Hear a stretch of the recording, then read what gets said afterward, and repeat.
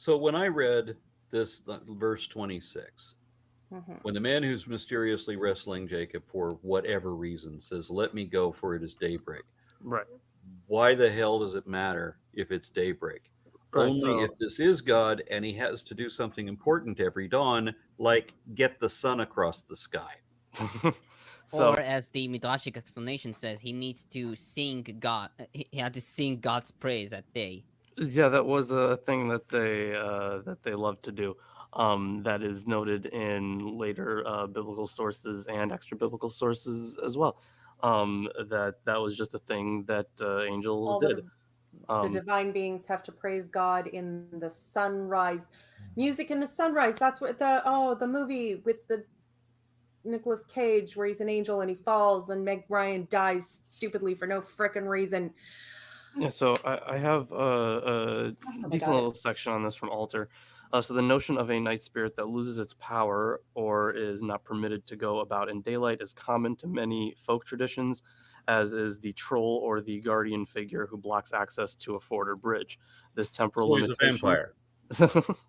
Maybe. This temporal limitation of activity suggests that the man is certainly not God himself, and probably not an angel in the ordinary sense. It has led Klaus Westermann to conclude that the nameless wrestler must be thought of as some sort of demon. Nahum Sarna, which, by the way, I don't really like Nahum Sarna, he's kind of a dick, following the Midrash, flatly identifies the wrestler as the tutelary spirit of Esau, but the real point, as Jacob's adversary himself suggests when he refuses to reveal his name, is that he resists identification.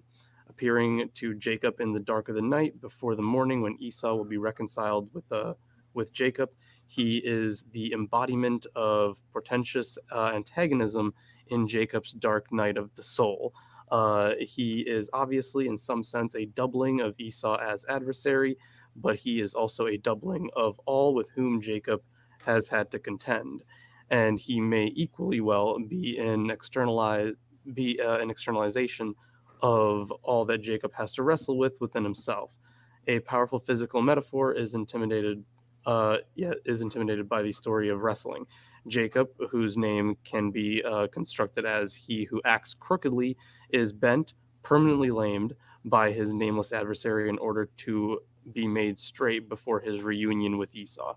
Um, so that is the note given by Alter. But I think having this identification with a demon, the way demons were thought of in the ancient world was much different than we think of them now.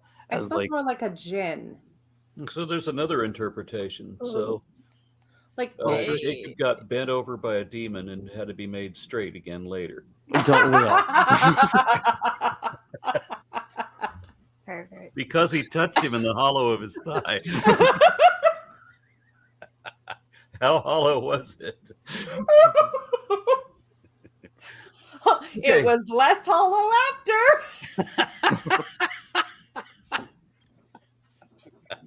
God, I got Okay. pretty So stiff after that. verse 28. Then the man said, "You will no longer be Jacob, but Israel, because you have struggled with God and with humans and have overcome." Yeah. Jacob So said, "Please tell me your name." But he replied, "Why do you ask my name?" Then he blessed him there. So Jacob called the place Peniel, saying, "It is because I saw God face to face, and yet my life was spared." Just make a note in your tabs. Put a little tab there for anyone who says you can't see God face to face, which it also says elsewhere in the Bible that you can't see God face to face or you'll die. But here Jacob did. So you know.